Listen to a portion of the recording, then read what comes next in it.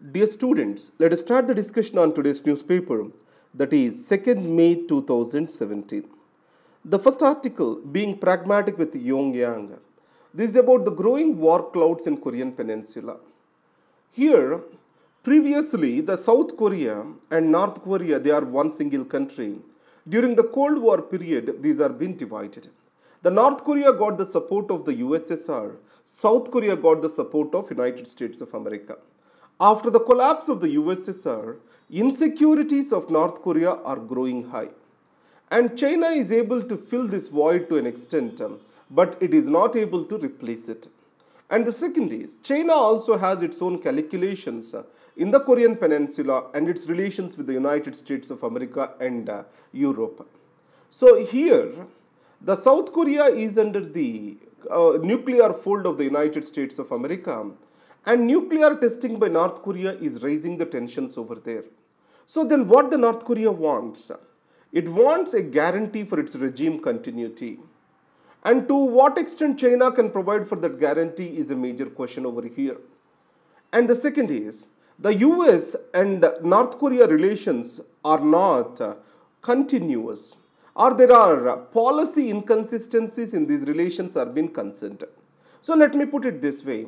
When Clinton was the president, initially it was expected that the North Korea threatened to pull out from NPT. Finally, the negotiations have started, and the US has given aid to the North Korea. And the next Bush administration has come up, and it has cancelled the agreement with North Korea and imposed the sanctions and kept the North Korea in the axis of evil. And later, the situation got worsened and the North Korea pulled out of the NPT. Six-party talks have started. They also became a failure, and in 1996, North Korea did its nuclear test. Today, North Korea believes that its nuclear capabilities only can assure a regime continuity for itself. It sees lack of nuclear capabilities is kind of an existential threat to it, threat to the regime. So, even whatever may be the hard bargain, the Kim Jong-un getting away from his nuclear capabilities is going to be the last thing he do. So, what is the way forward in these circumstances? So, the China wants to play a very limited role. The reason is, it don't want the North Korean regime to collapse and Korea to be united.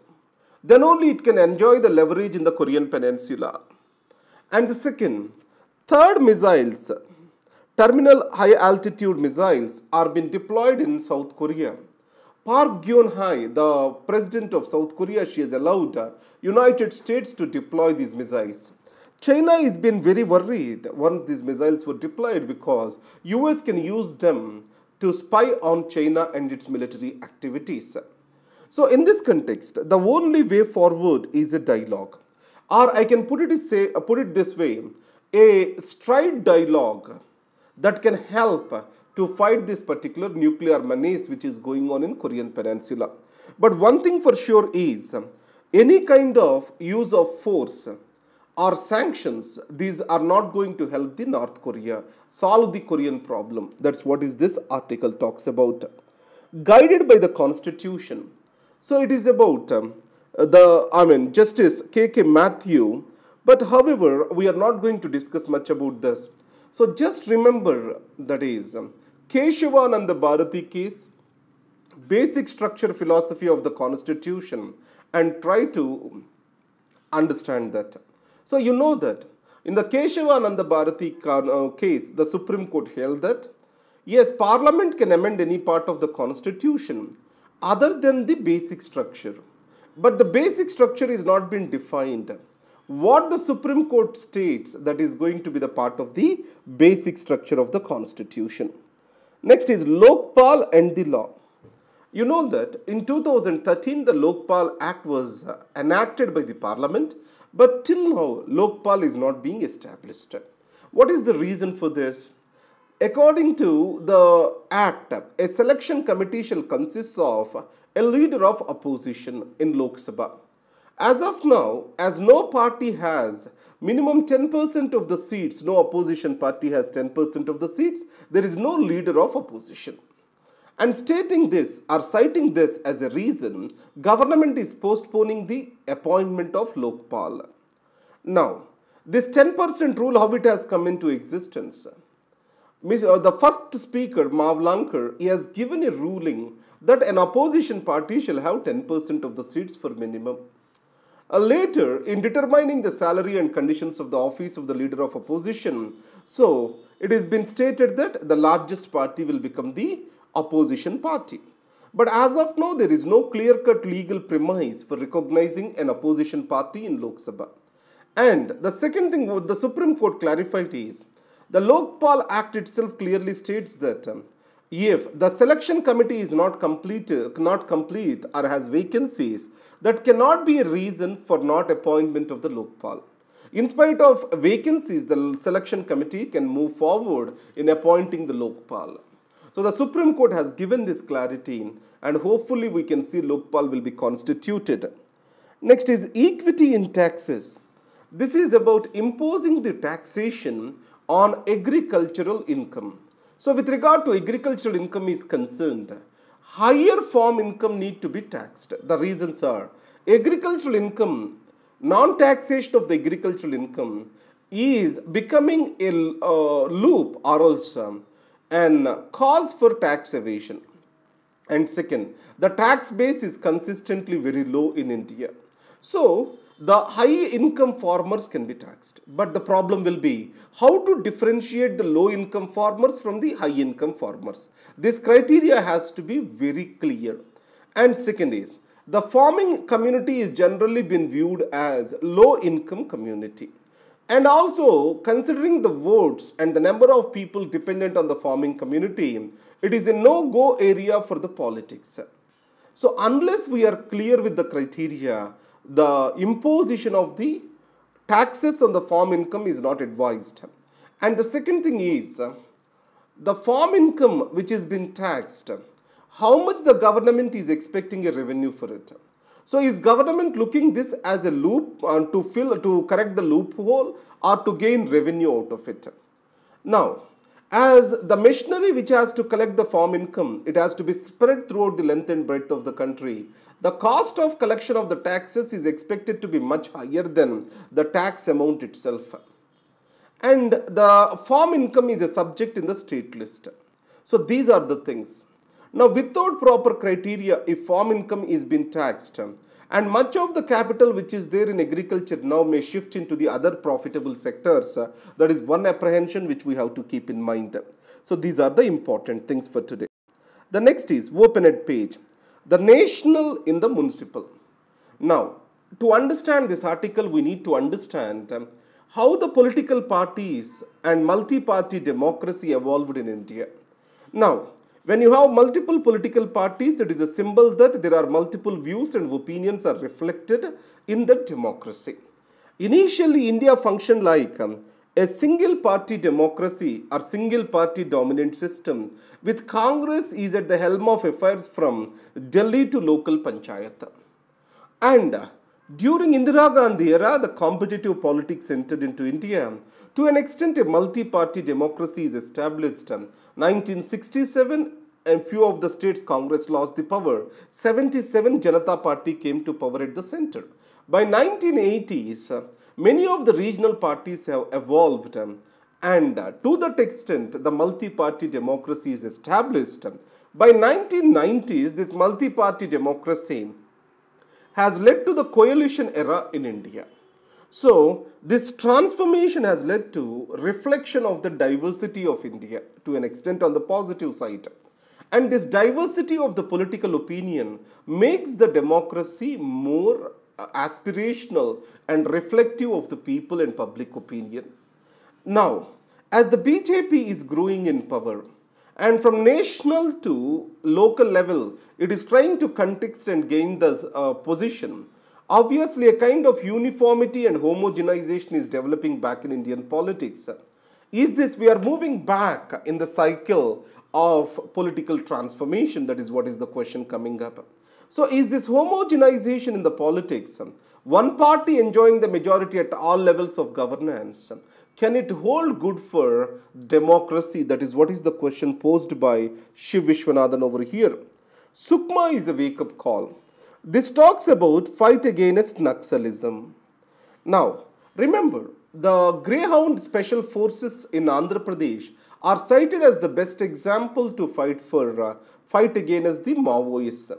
What is the reason? They are specially trained, given sufficient resources, and local intelligentsia or intelligence inputs are very strong, and actionable intelligence inputs and coordination, because both of them from the state police, all this makes the Greyhounds the best anti-Naxal force in the country.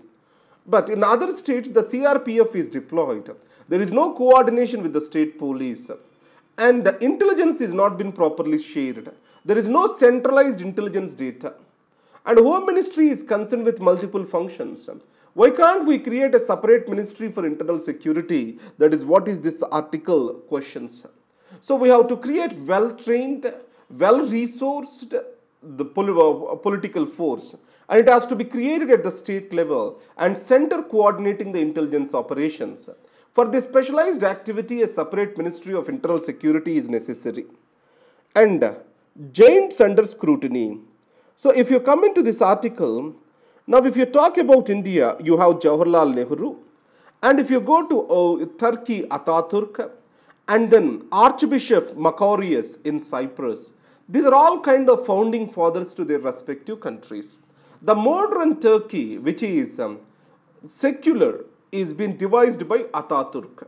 India, the foundations of democratic institutions are made by Pandit Jawaharlal Nehru. And then Macarius is called as the father of Cyprus. Now, all of them have left some legacy behind, some conflict also behind. If you talk about Turkey, the Quds problem is still there. If you talk about Nehru, the Kashmir problem. If you talk about Macarius, the North Cyprus issue and the fight with the Turkey is still on. So that's why, as of now, if we see, the agenda which has been set forward by these leaders for them, for these countries, is not been completely questioned. Only they are peripherally been asked for. But however, so in the future, an alternative agenda is expected to develop to the existing thought. Rent-seeking behavior in the case of political economy. So this we regularly use in our corruption chapter. The rent-seeking in itself is equivalent to corruption. So rent-seeking means you are not a owner of a particular property, but you try to get money out of it. Though you are not appropriate, you cannot appropriate the wealth of someone, you are trying to take the wealth of the others without the act done by you, or without doing an appropriate act. That's what is called rent-seeking.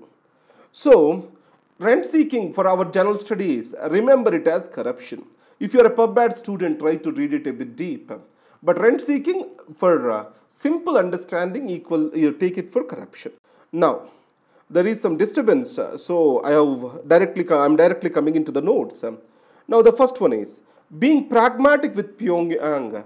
So, in this article, it has been stated that the sanctions or war cannot be a solution for the ongoing Korean problem. The North Korea needs regime continuity and acceptance. For this, a kind of assurance has to come from the global community. And nuclear capabilities are seen as an assurance for the regime continuity by Kim Jong-un. So this has to be dispelled. And China's role is very much important in this, that is according to me. And then, let's go to the next page. The Lokpal and the law. Though the size of the selection committee is not complete, then also Lokpal appointment can be taken forward. That's what Supreme Court has clarified.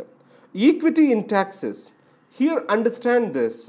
The farm income, if it has to be taxed, we need to understand 3 points. It is a state subject, and high income farmers have to be differentiated from the low income farmers.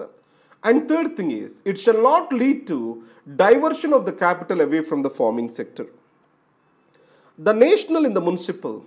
So here what we say is, homogenization and centralization is not good for the politics.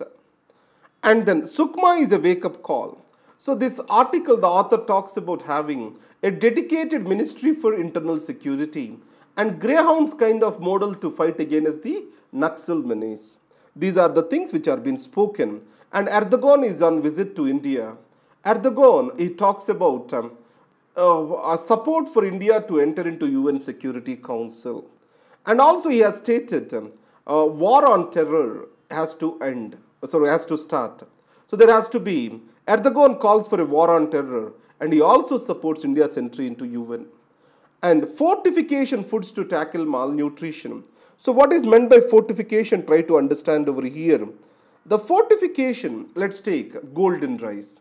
So where, the iodinized salt, the largest consumed product is added with a mineral which has been deficit in the area and the deficit is being corrected. So this is a solution for malnourishment. Previously in the Himalayan region, you have the goiter disease due to iodine deficiency. Iodized salt has solved this problem to an extent. So the government is looking at fortified foods to tackle malnutrition. That is what is one article which you have to understand. So these are the articles for today. Thank you very much and all the best.